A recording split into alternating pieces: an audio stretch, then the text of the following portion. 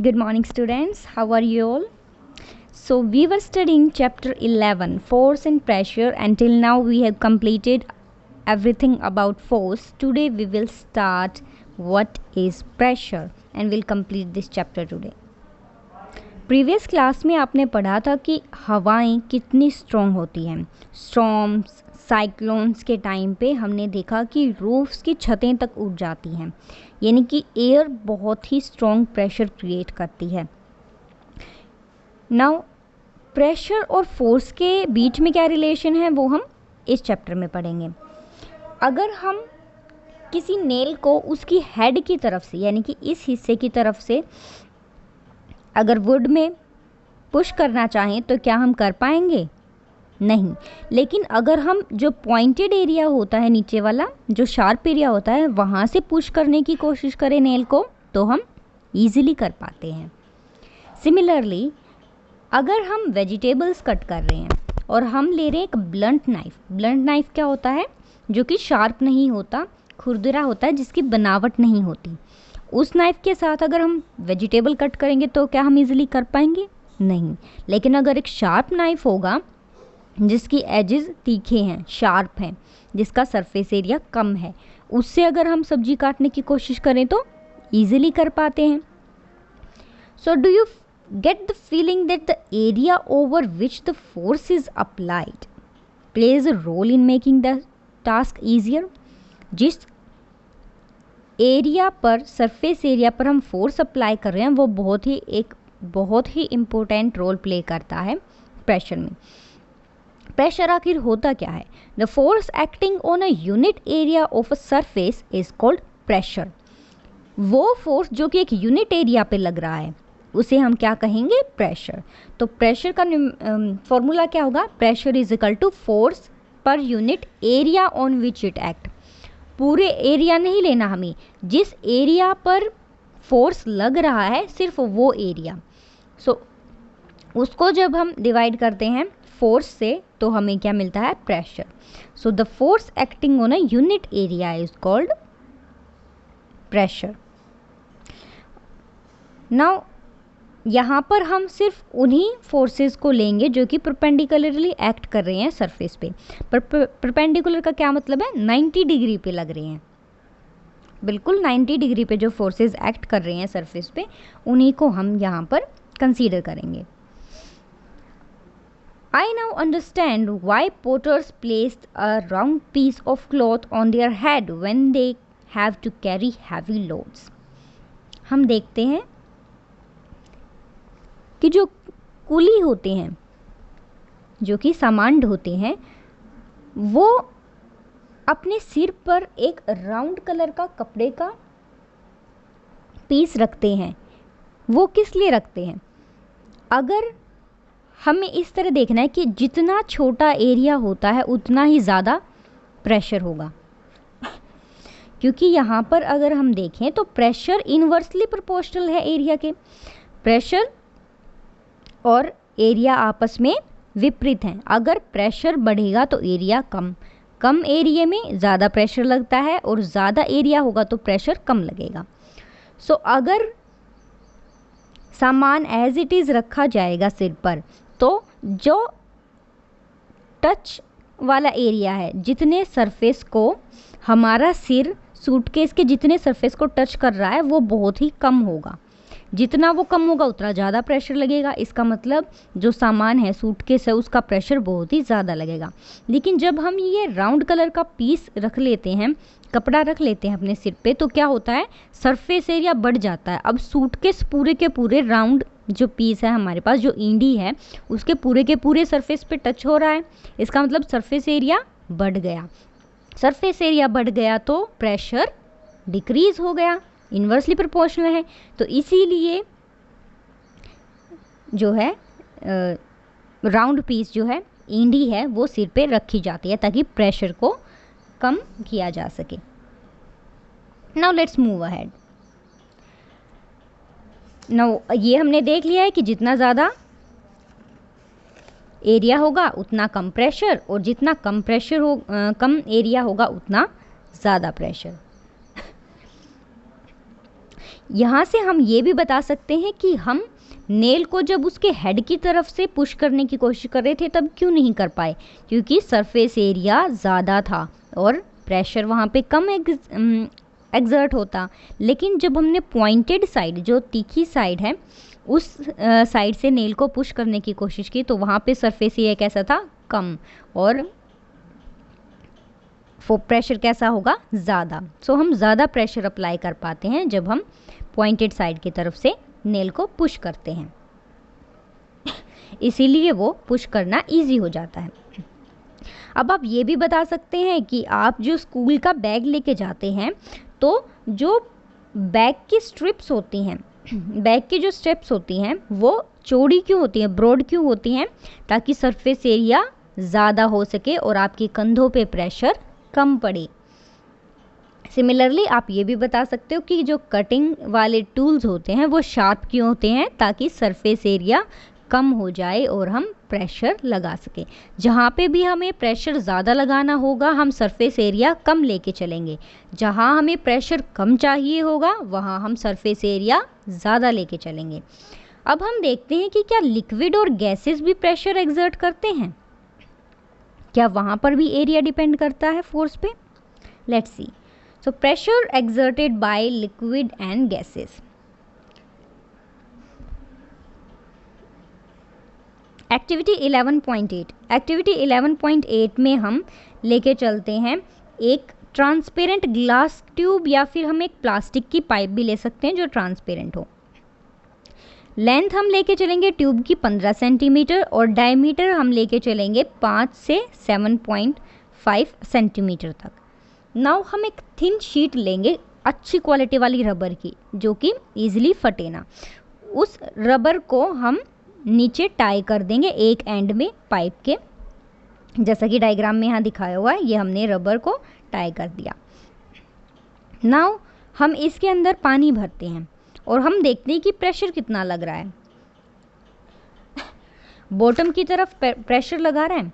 जब pressure bottom की तरफ लगता है तो वो डिपेंड करता है हाइट ऑफ कॉलम पे। कॉलम की जितनी हाइट होगी उतना ज़्यादा प्रेशर लगेगा। जैसे कि आप देख सकते हो पिक्चर में, जब हाइट कॉलम की हाइट थी इतनी सी, यानी कि आधी थी पाइप की ऑलमोस्ट, तो तब प्रेशर कम लग रहा था। लेकिन जब हमने इसमें और भी पानी भर दिया तो हाइट कॉलम की इंक्रीज हो गई। कॉलम क्या है, ये प्लास्टिक की जो पाइप है इसी को कॉलम कहा जा रहा है। सो जब हमने पानी जो भरा हुआ था, वो पानी के भरे हुई हाइट जो थी वो पहले से अब दुगनी हो गई है। तो अब जब हाइट इंक्रीज हो गई है तो आप देख सकते हो प्रेशर भी इंक्रीज हो गया है। जो रबर थी वो बल्ज आउट हो गई, फूल गई। सो यहाँ से हम क्या कह सकते हैं कि बॉटम में जितना प्रेशर लग रहा है वो डिपेंड करेगा हाइट ऑफ द कंटेनर पे। ठीक है। Now activity 11.9।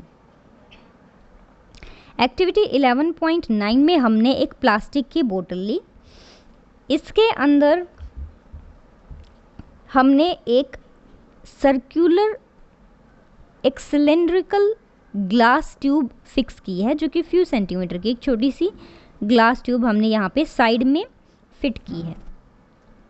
अब इसके ऊपर हम एक रबर लगा देते हैं या फिर एक बलून लगा देते हैं, और इन केस अगर कोई लीकेज हो रही है तो हम उसको फिक्स कर देंगे वैक्स के साथ, अच्छे से ट्यूब को फिक्स कर देंगे ताकि किसी तरह की कोई लीकेज ना हो। इसके बाद हम पानी भर देते हैं बोतल में।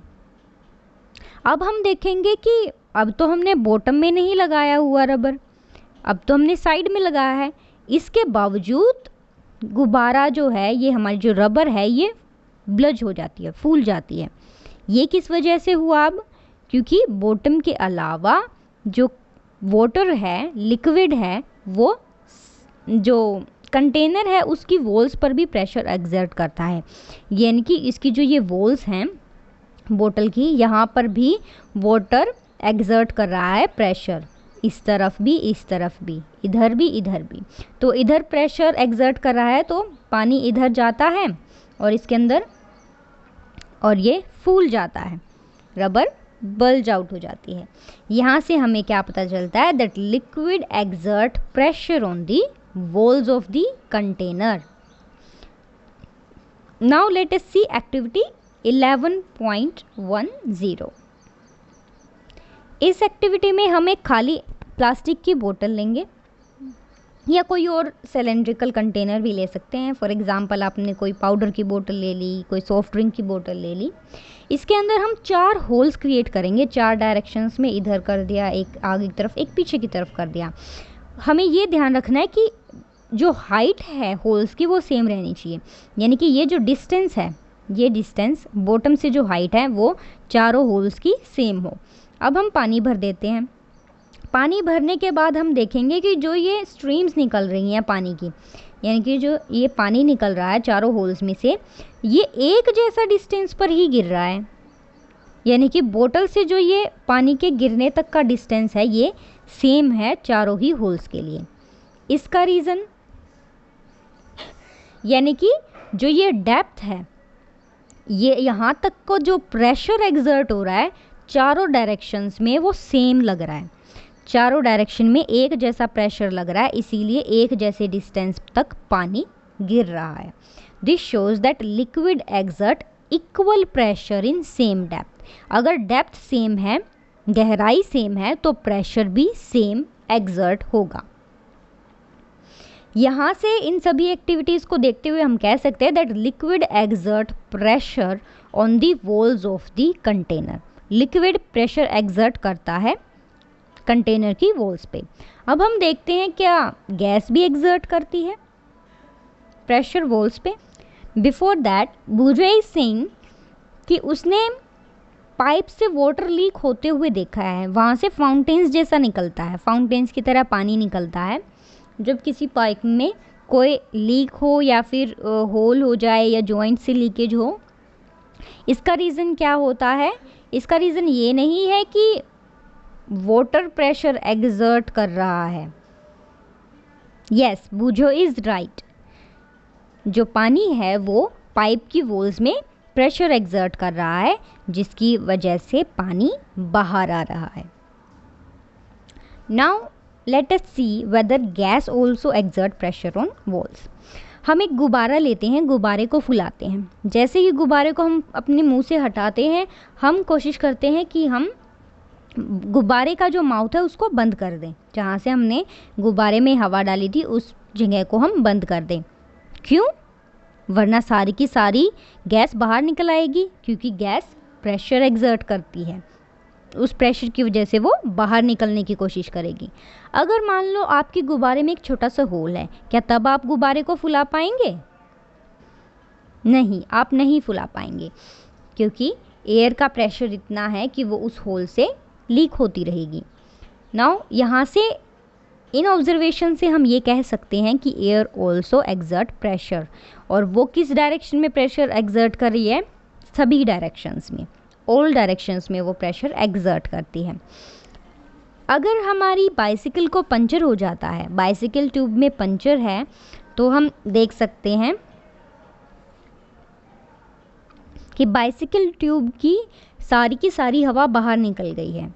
इससे क्या पता चलता है कि जो बलून है या फिर बाइसिकल की ट्यूब है, उनके अंदर वाली हवा इनर वॉल्स पर प्रेशर डालती रहती है, जिसकी वजह से वो एस्केप होती है अगर कोई होल हो। यहाँ से हम कह सकते हैं that gases to exert pressure on the walls of the container. Now our last topic of this chapter is atmospheric pressure. Atmosphere क्या है? जो हमारी पृथ्वी है उसने हवा की एक चादर ओढ़ी हुई है, और वो जो चादर है उसको हम क्या कहते हैं? Atmosphere. There is a envelope of air around us और above our earth surface, and this is known as atmosphere. Atmosphere काफ़ी बहुत सारे किलोमीटर्स तक फैला हुआ है अबव द सरफेस, और जो प्रेशर एक्सर्ट कर रहा है एटमॉस्फेयर हमारे सरफेस पर, उसे हम क्या कहते हैं?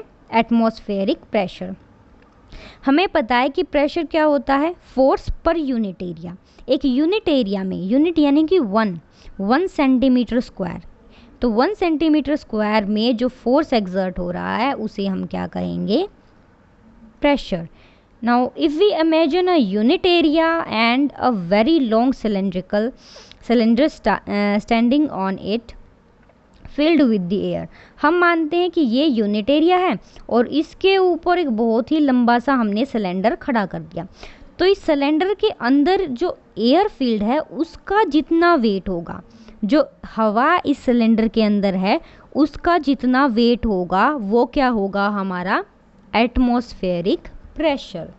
सो यहाँ से हम देख सकते हैं एटमॉस्फेरिक प्रेशर कितना ज़्यादा होगा। सो लेट अस सी कि कितना ज़्यादा या कम होता है, बड़ा होता है, लार्ज या स्मॉल होता है atmospheric pressure. Let's do activity 11.11। यहाँ पर हम ले रहे हैं गुड क्वालिटी का रबर सकर। रबर सकर क्या होता है, वैक्यूम पंप की तरह होता है ये, जो कि अगर हम किसी चीज़ के ऊपर रखें और उसके ऊपर मान लो हमने दीवार पर रख दिया रबर सकर को और फिर हम उस पर प्रेशर डाल रहे हैं, तो उस एरिया में जिस पर हमने वो रखा हुआ है उसके अंदर की जितनी भी हवा होगी वो बाहर चली जाएगी, वैक्यूम क्रिएट हो जाएगा और वो उसके ऊपर चिपक जाएगी।